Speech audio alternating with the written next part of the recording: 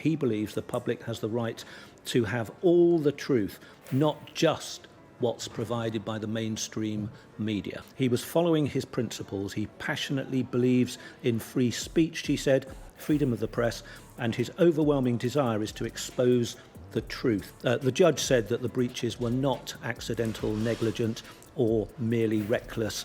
They were deliberate, direct, and flagrant. Did you know that visitors to Tommy Robinson in prison must sign a gag order? This unprecedented move raises serious questions about what's really going on behind those prison walls. Before we move on, I'd like to ask you a small favor. If you appreciate this content, please take a second to like this video and subscribe to the channel. Over 98% of you watch the videos without subscribing. It costs you nothing, but it makes a huge difference to us. So, did you click the subscribe button? Great! Thank you so much. Now back to the video. Why is the UK government so desperate to keep Robinson's conversation secret? What information could be so damaging that it requires such extreme measures? In this video, we'll uncover the shocking details of Robinson's imprisonment and the potential cover-up that's unfolding before our eyes. Tommy Robinson has been jailed at Woolwich Crown Court for 18 months after admitting contempt of court. I mean, he's effectively been jailed for repeating false allegations he made over the past 2 years that were in breach of a court injunction. He, for 2 years he didn't, and then he started repeating them in online interviews and in a film. He made a 90-minute film that was shown a number of times. In the UK, prison visitation rights are typically straightforward. Inmates can receive visits from family and friends, subject to security checks and prison policies. But Tommy Robinson's case has thrown these norms into disarray. Visitors to Robinson must now sign a gag order, an unusual restriction that's raising eyebrows across the legal community. Why implement such a drastic measure? The reasons remain shrouded in mystery. Some speculate it's to prevent Robinson from disseminating sensitive information. Others wonder if it's an attempt to isolate him from his support network. This is a message to each of you who are thinking about the 26th of October. Maybe you're worried, maybe you're scared.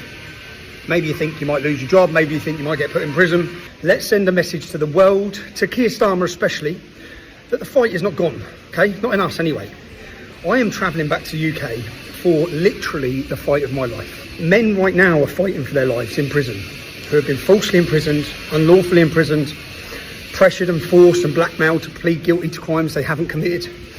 All of this will come up in our documentary, which will premiere on the 26th of October. Whatever the motive, it's clear this isn't business as usual in Her Majesty's prisons. Comparing Robinson's situation to standard practices reveals a stark contrast. Most UK prisons allow open communication between inmates and visitors, barring specific security concerns. The gag order placed on Robinson's visitors stands out as an anomaly, prompting questions about its necessity and legality. The legal implications of these restrictions are far-reaching. Free speech advocates argue that the gag order infringes on basic rights. Legal experts express concern about the precedent this could set for future cases. If the government can silence visitors in one high-profile case, what's to stop them from doing it again?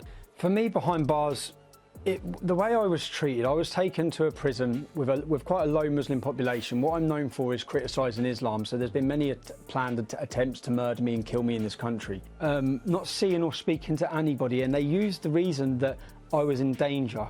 Now, they would have had risk assessments before I went there. I was purposely taken to be put in danger so that then that reason can be used to then put me on solitary confinement. And it took months before I got the opportunity to go before a judge.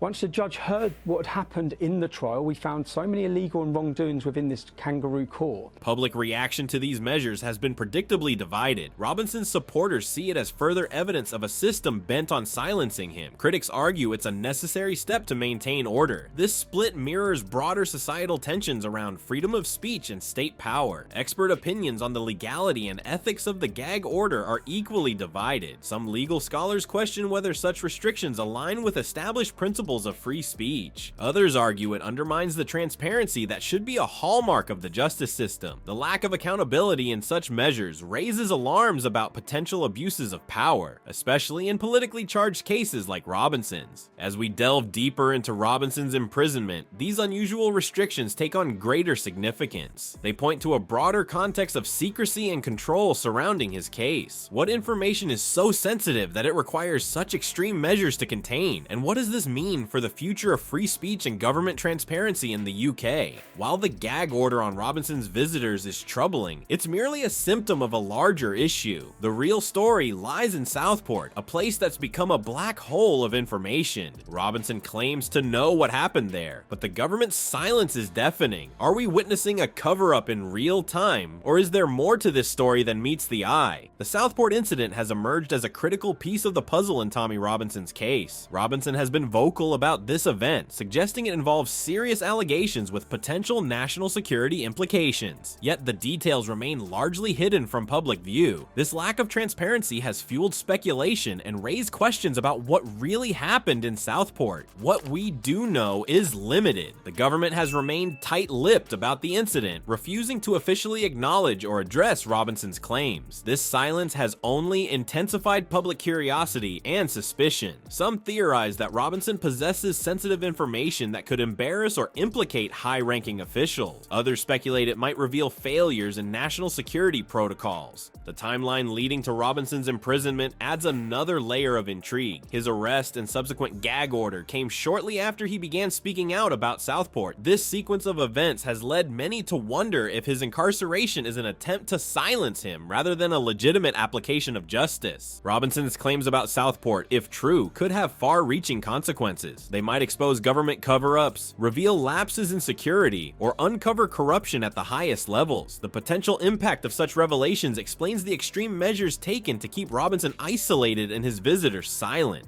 The government's response to Robinson's statements has been a mix of denial and evasion. Official channels have largely ignored his allegations, while simultaneously taking unprecedented steps to control the flow of information around his case. This approach has only fueled public skepticism and reinforced perceptions of a potential cover-up. As we dig deeper into the Southport case, more questions emerge than answers. The lack of official information has created a vacuum filled with speculation and conspiracy theories. What's clear is that something significant happened in Southport, something the authorities are desperate to keep under wraps. The broader implications of this situation are deeply concerning for freedom of speech and government transparency in the UK. If authorities can imprison a controversial figure and impose such strict communication controls, what does this mean for other dissenting voices? The Southport incident and Robinson's case highlight a growing tension between national security concerns and individual rights, leaving many to wonder where the line should be drawn. As we've seen, Tommy Robinson's imprisonment and the gag order on his visitors raise serious questions about justice and transparency in the UK. The secrecy surrounding the Southport incident only deepens these concerns. Are we witnessing a necessary security measure or an alarming erosion of civil liberties? The balance between national security and individual rights is a delicate one. How much power should the government have to silence controversial figures? At what point does protecting sensitive information become a cover for hiding inconvenient truth? It's crucial that we demand transparency and fair application of justice, regardless of political leanings. The Robinson case serves as a stark reminder of the fragility of our freedom. As citizens, we must remain vigilant and engaged, questioning authority when necessary to ensure our rights are protected. The future of free speech in the UK may well depend on how we respond to cases like this.